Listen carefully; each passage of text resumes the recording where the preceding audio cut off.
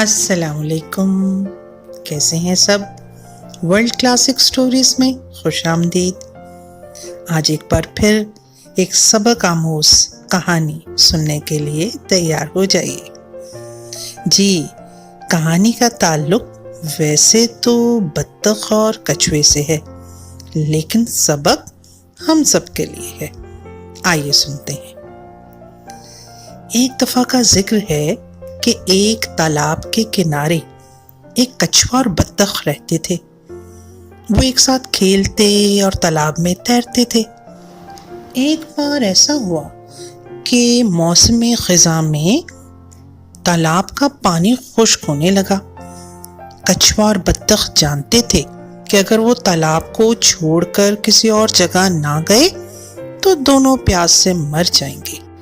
ایک روز بطخ نے پریشان ہو کر کچھوے سے کہا، بھیا کچھوے، ہم لوگوں کو کسی ایسی جگہ جانا چاہیے جہاں بہت سا پانی مل سکے۔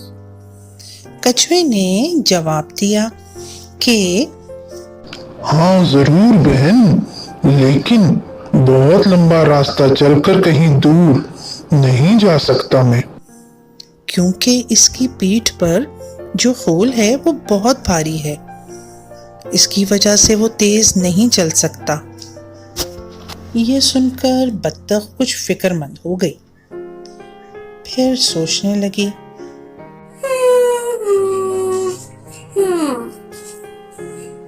بھیا کچھوے، وہ لکڑی کے ڈنڈے کو اپنے دانتوں میں اگر تم پکڑ لو، میں اس ڈنڈے کو پنجوں میں دبا کر اڑوں گی اور اس طرح کسی ایسی جگہ پر جہاں بہت سا پانی ہو اتر جائیں گے۔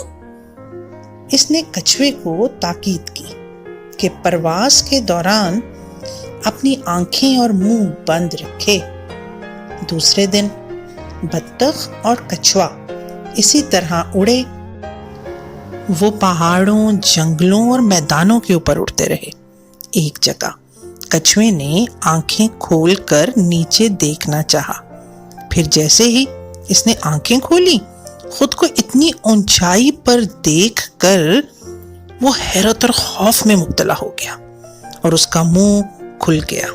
منہ کا کھلنا تھا کہ کچھوا ہوا میں کلا بازیاں کھاتا زمین پر آ گیا اور اس کی کمر پر اس کا خول جگہ جگہ سے چٹخ گیا۔ اس وقت سے آج تک کچھوے کو دیکھو تو اس کا خول جگہ جگہ سے چٹخا ہوا لگتا ہے اور محسوس ہوتا ہے جیسے ٹوٹے ہوئے ٹکڑوں کو جوڑ کر بنایا گیا ہے۔ دیکھا بچوں، وعدہ خلافی کا انجام کہ انسان کو کتنی مشکل سے گزرنا پڑتا ہے۔ اور یہ بھی آج آپ کو پتہ چل گیا ہوگا کہ کچھوے کے خول پر یہ نشان کیسے پڑے۔ کہانی کیسی لگی؟ اچھی لگی تو لائک کیجیے گا اور چینل کو سبسکرائب کیجیے گا۔ جلد ہی اور نئی اچھی سبق آموز کہانیاں لے کر پھر حاضر ہوں گی۔ تب تک کے لیے خدا حافظ۔